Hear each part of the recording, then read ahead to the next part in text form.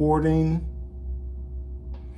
All right, everyone. This is Marvin Espy and Art by Espy Art Instruction. And today we're going to be talking about suggestive mark making, where we don't work so hard to be literal about our lines and our marking, but to be more relaxed and suggestive, taking in account light and the effects of light, distance, and those things on the objects that we're painting. So here we go. First, I'm going to sketch it out, and I apologize. I may not be able to be as attentive to questions and that kind of thing. So if you have any questions that you think might be able to wait, write them down. If it's something that needs to happen in a moment, I'll try and answer. But once that water starts flowing, I'm going to be trying to keep at the pace of the water. So, all right, here we go. And for our viewers, we're doing this waterscape and that water structure that is out there with what look to be like cranes and such. And looking forward to this. And there are some figures in the foreground that we'll try and capture also.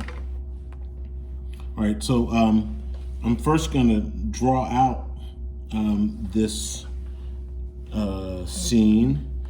And while my drawing is going to be somewhat loose, I am going to try and be somewhat thorough in what I want to capture. I like that it's got some geometric shapes and perspective built in. So I'm going to try and take advantage of a pre-prescribed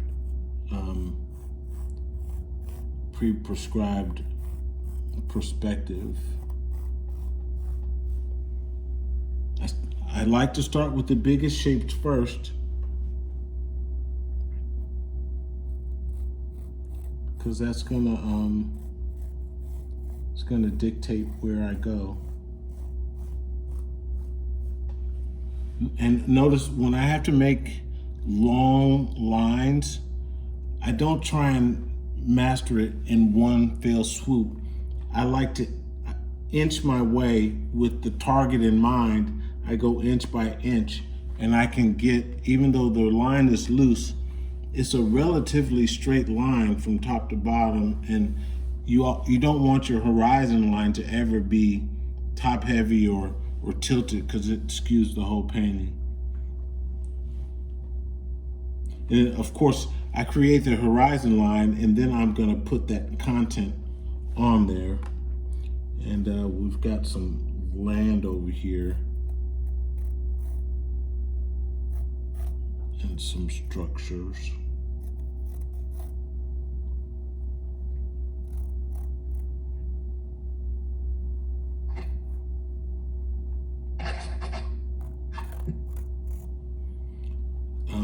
And I am, as you remember from last week, I'm not married to the content in the photo exactly as it is, unless it's something that I'm being commissioned to do and they need it to be exact.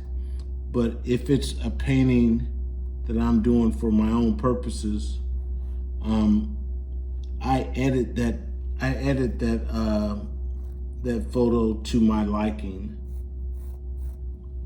because art, unlike anywhere else, in art, I make all the rules, and it's the one place where I can do whatever I darn well feel like, and I don't have that opportunity in nearly anywhere else in this world.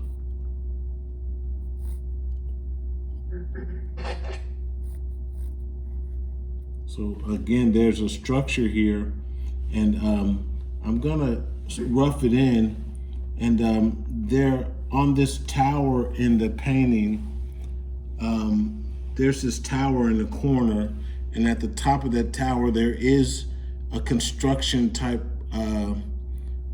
crane or something. Those really fine lines that skew off to the side, I'm not going to draw those lines in. because I'm leaving that for the brush. And so it's important that maybe really fine lines, you know you're going to put them there. I don't necessarily have to show all of those at the time of my sketch. I love that structure that's in the background. And again, I'm only gonna rough that in.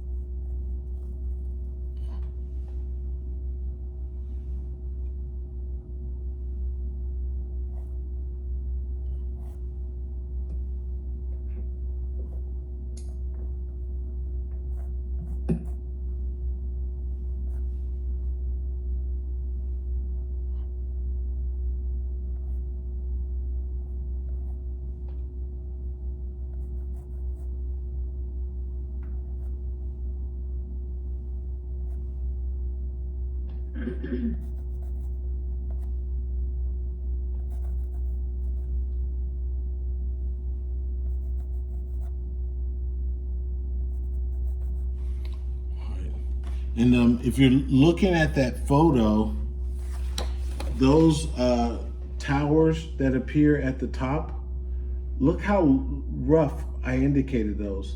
I only needed to indicate, I wanted to leave myself a landmark for how I'm gonna space them out and how many there are there. I'll put those details in later, but I just wanna indicate where they are. And again, to my YouTube audience, I didn't draw in every crane. I gave myself just an indication of how they stagger across the top of the building. The details will follow with the paintbrush.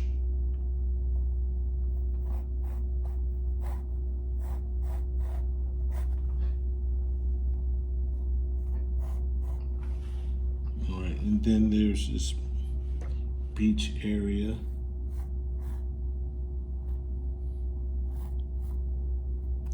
And rock formation.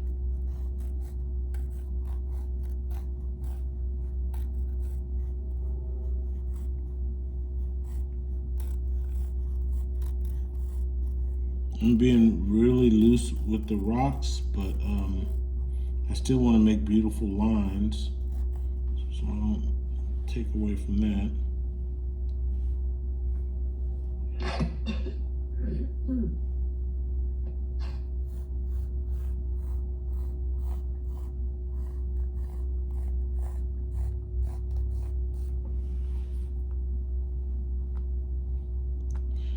I'm seeing right away too that there is this wall in the foreground, and I don't know that the wall is going to mean anything to anyone, but right now in my mind I'm considering, since it looks like what might be a walkway, I may consider putting a silhouetted figure here in the foreground.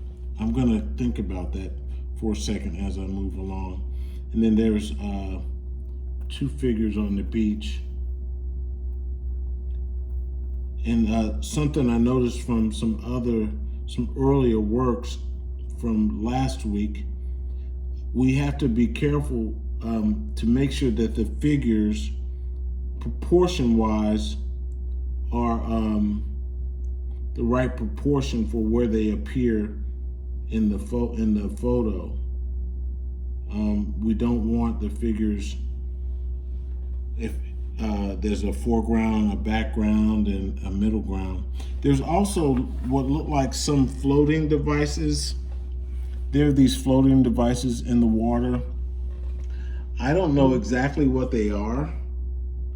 They're markers of some sort, right? I'm gonna choose by my own artist license to make those, to give them a shape other than circular so that it translates to a commoner like me who might not know what that is. I'm going to translate it into something that looks a little more familiar to me. That's a license I feel like I'm allowed to take. And I'm going to give it more of a cone shape. I don't even know that that's accurate. I'll show you up close in a sec.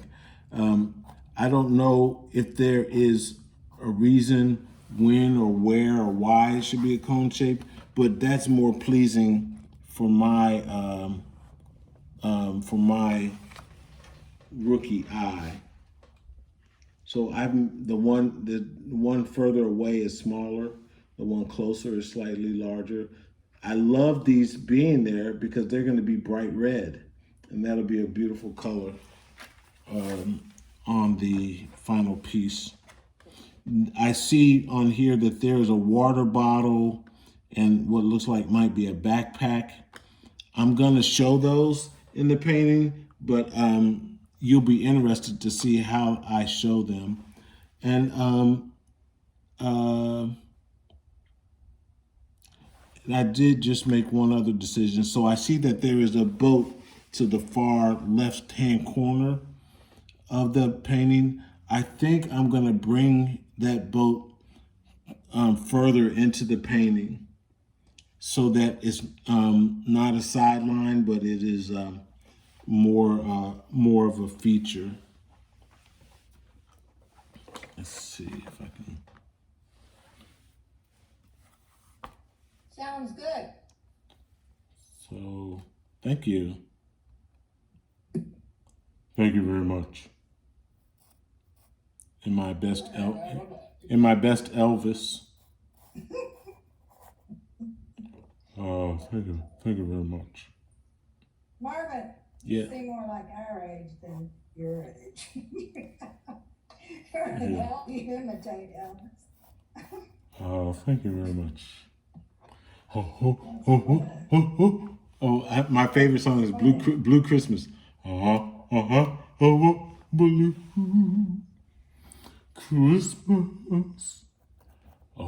out here.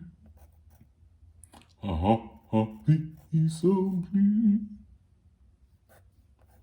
Thinking about you.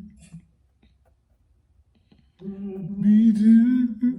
You alright with your Christmas one. Blue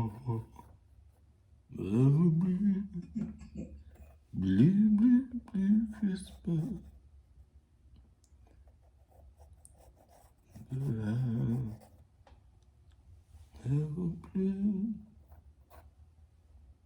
So here also is going to be a good demonstration for us of why we practice handling our brush, because we're going to have some line work going on with the poles. I mean, with the stern and all the stuff that's on this ship. On this vessel. So I didn't put all the content on there. I only put enough for me to have the right size and proportion. The details are going to follow with the brush. So can you see the limited amount of information? I got the size of the boat. I got the shape of the boat. Most of this is going to be in silhouette. And then there was a big, that sail was all wrapped up here. And so I got the sail where it's going. But then all those wires in that, I'm not gonna paint those in just yet. I mean, I'm not gonna draw them in. I'll indicate them later. But I did want to put that main, the main, what do you call it? Same sound. Yes. All right. What else do I need? Nice. Masked. Thank you. Yes. So here in the foreground, I think right here, I am going to give myself a figure, and I want to make sure he's not falling in the water. I'm going to put him right here.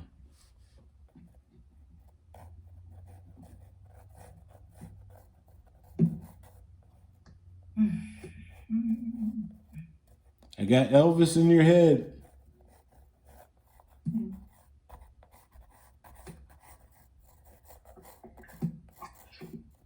Can we mute again? Because all I'm seeing is whoever's making the sound. Yeah. Think about it. Can't do it.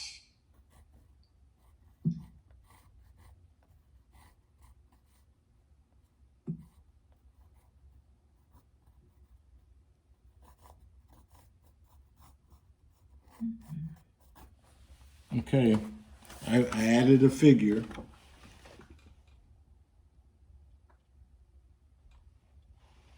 Nice and loose.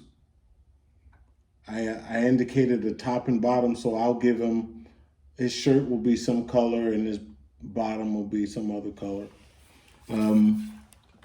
I think it's time to get painting. All right. Okay, so what was a phrase I used last week? My friends who were here last week, that when I start doing the background, there's something I want to make sure that I do. Overarching principle. I want to put it all under the same atmosphere. Oh, that's right, that's right. And you're gonna see that in full effect here. I didn't bother to clean off my palette before we started, so I'm gonna give it a quick. I need just a couple. You're not gonna see anything white, Marvin. Oh, that's a good point. Let me ask you from your observation, where would you want to see white in this composition? That's a very good. Well, I mean, some of those rocks are very light colored, and then the mass. We just lost somebody. The mass is very light colored, and the cloud. I mean, I don't know. Yeah. You don't have to make it exactly the way it. I'm just asking. Yeah. So the clouds, I think I may use a bit of a dry brush on the cloud to get a kind of an in and out effect. I do think some of the white I'm gonna cheat and use a little gouache. I'm gonna use it just sparingly, but I think on the red cones that I put out there, I'm gonna have the water a nice deep blue with red cones, and I'll give it a kiss of white sunlight on the top of those cones. I think that'll be a good effect. And then to your point, I think I'll leave some white in the rocks. I'm not going to call for a lot of white on this one, but they're going to be just a couple touches. And let me wipe off. I'm going to do the first. I'm going to create that atmosphere, and I'm going to have to give it about 5 or 6 minutes to dry, and it means we may go over just a bit. Are we all right if we go 10 or 15 minutes early? I mean late. Yeah. Okay.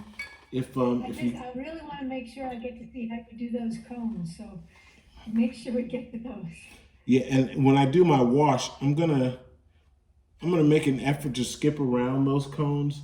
But I found that red is so powerful. That red will mark over a lot of colors. All right, here we go. Let's get some blue going. My blue's ready. And I'm gonna get my brown ready. It's good to have the colors damp and ready to go so that when you call on the color, you don't have to wait for it to loosen while your paint is making its own decisions, as it will. All right.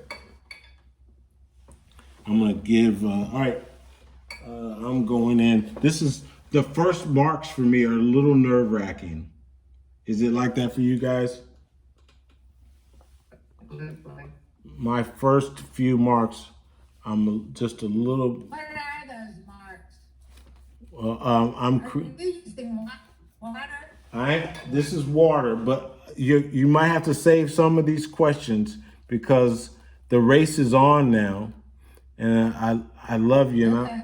I want to give you some information, but the paper is saying talk if you want to, but I got business I'm taking care of.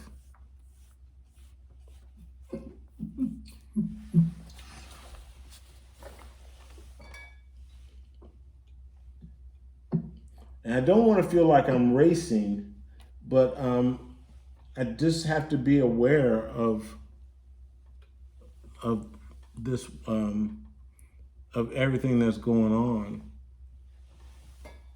And I'll give you some more information though, for sure.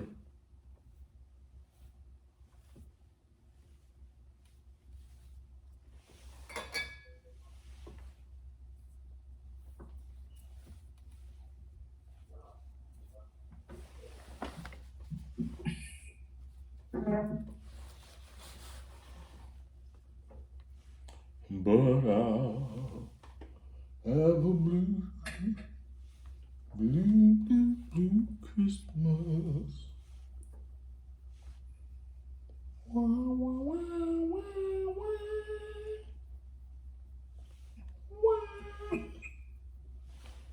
Wah, wah, wah.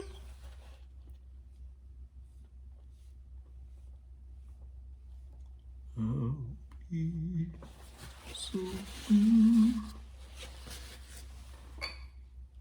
Oh, that's why is that song in my head? Because I was mixing up the blue. Yeah. Oh, blue? I was rubbing in the blue and Elvis came to mind because of the song Blue. Blue Christmas. We'll be doing alright with your Christmas of white, but I'll have a blue Christmas. Dry brush. Do you see the dry brush happen there? You'll see it on the video. Wonderful.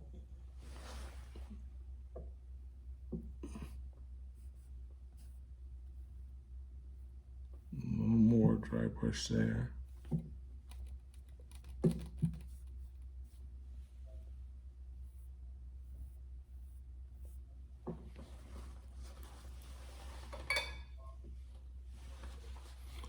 Decorations of white on a Christmas tree won't be the same if you me. I'll give you one, Marvin. Sailing away to where I've always heard it could be. Yeah, what's the artist's name? Sailing. Christopher Cross. Christopher Cross, yes. Why do I know that? I have no idea. You know everything. Boy, I like to get that message out. Marvin's right about everything. Here it is.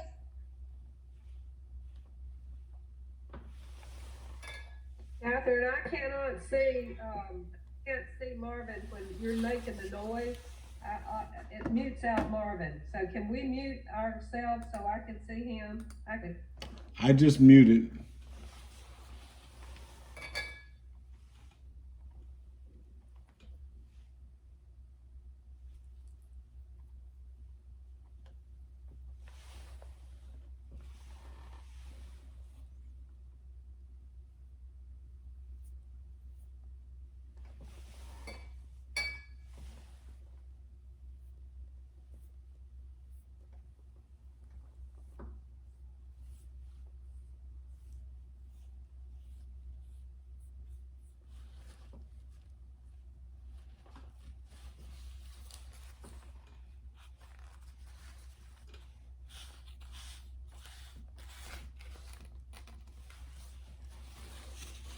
I'm switching to my 4 because I want to get some of the details in those rocks.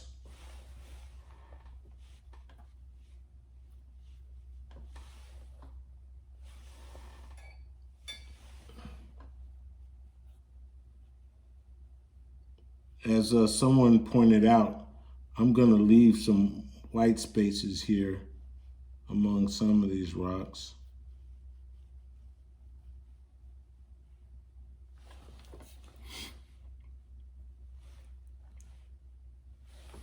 And then I've got the foreground.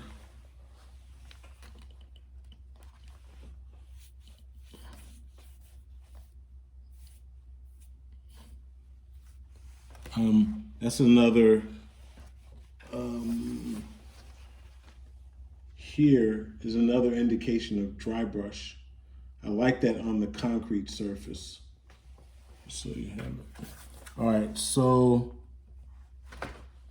I think this is a good time for a break because I want all of that to dry. And then my next layer, I'll be painting on a dry surface, and that paint that I put down is not gonna mingle in, it's gonna lay right on top. So I'll unmute you. Or I may have to, oh, yeah, you'll have to unmute yourselves.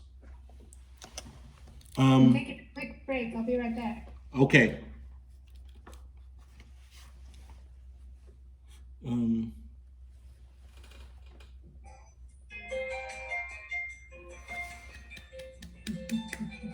Ceiling takes me away.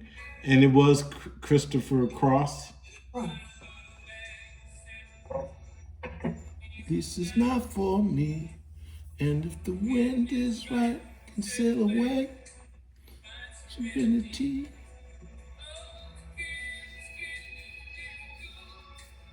Just you wait and Don't see. you love that? The canvas can do miracles. Hey, See, that's perfect for us. the wind canvas, the sail canvas, and the photo of your canvas. Man, Yeah, that is the perfect. canvas can do miracles. Yeah. Okay, Just you wait and see. believe in me. Great. While I want to give, okay, there's Helen. So as I created the one atmosphere, did you notice something that I did in creating that was about making it all fit into one atmosphere? Let me change color. Change Is that color. what you're talking about? Well, no, what I'm talking about is that I painted through, when I started on the sky, I painted through the buildings. I painted through the buildings in the background. I painted through my figure in the foreground. I painted right through the boat that's there. I painted through the people on the shore because they are all gonna rest on that. They're all gonna live and exist inside one atmosphere. I want you all to begin to find ways or to resist feeling like you need to paint around the object. If you're painting the sky, even if you have to lighten the color, you notice I lightened and darkened the color as I came down the page. even if you have to lighten the color, don't be afraid to paint your background or your atmosphere completely through the object, because we're still going to put shadows in, we're still going to add color, and the things that we want to stand out, we'll make them stand out. The things that we want to go to the background, we'll make them go to the background, but they all exist under one atmosphere. So I paint right through a lot of that. The places we left white are like this spot on the boat. I left a little more white than I first thought, but I think I'm really going to enjoy the white that's there on that boat. All right, so it's almost dry, so we just need a couple more minutes. Any other observations?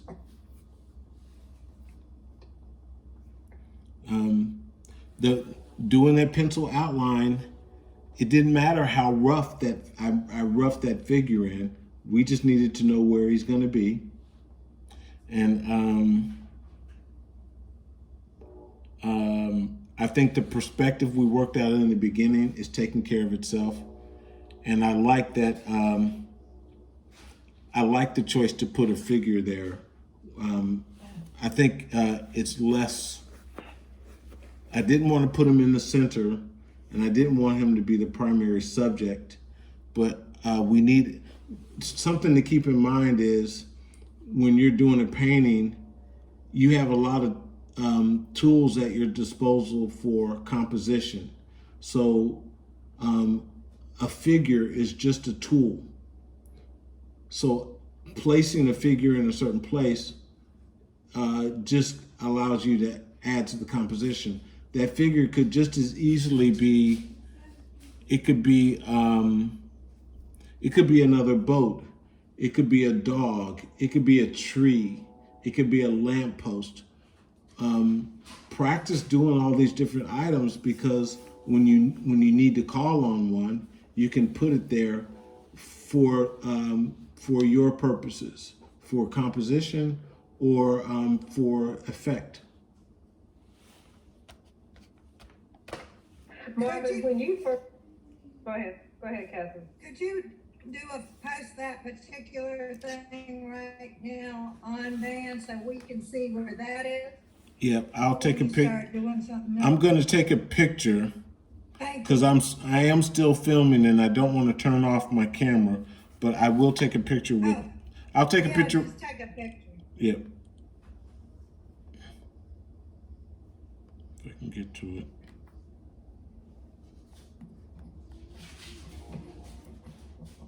Sailing. Because it's very hard for me to see. I understand.